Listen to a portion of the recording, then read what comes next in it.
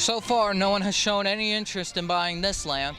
Current manager Eric Brazique has some comforting words about the future of this iconic place.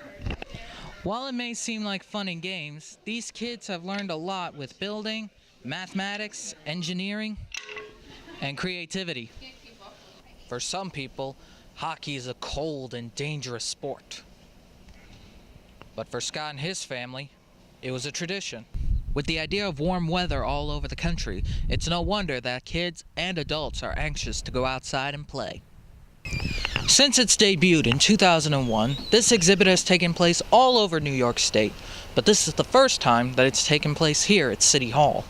Students here get a hands-on experience for making news programs. They'll do stuff like stand-ups and anchoring and all sorts of jobs here. Will this prepare them for the real world? It's a family place. It's great to bring your kids here, and everyone used to come here as kids. Hoffman's Playland has given families a fun place to go since 1952.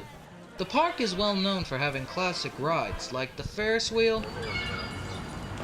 the Tilt-A-Whirl, and many other old-fashioned rides and games. Has a little bit more rides and another amusement park I went to.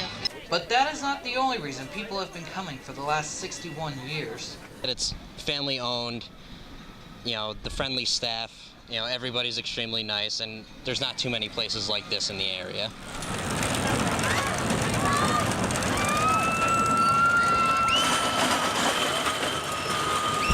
It's just, it's been my place to work for the last 8 years, and it's fantastic.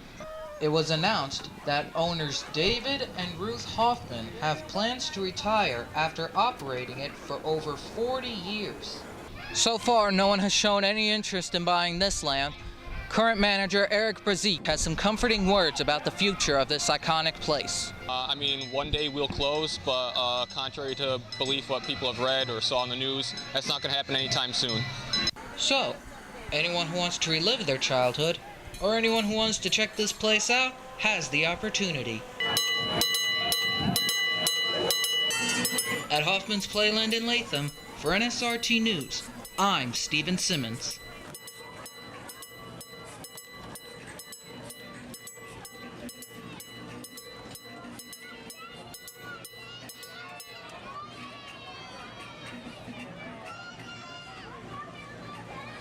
Being Canadian, it's the sport of our country.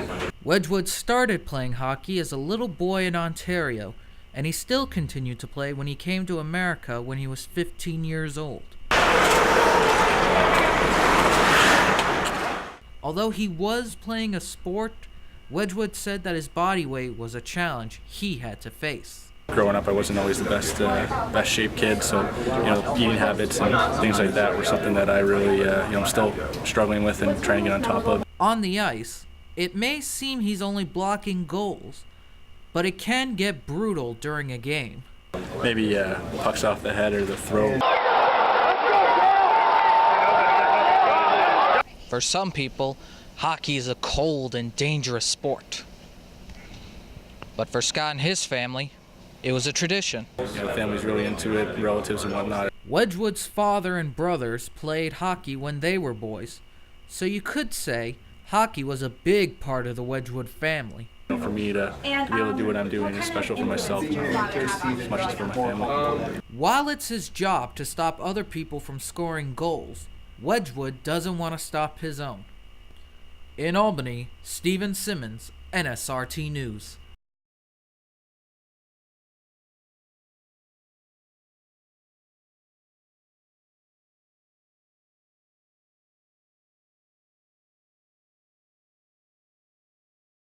Students at UAlbany now have to lock their doors after a man broke into a student's dorm early Sunday morning.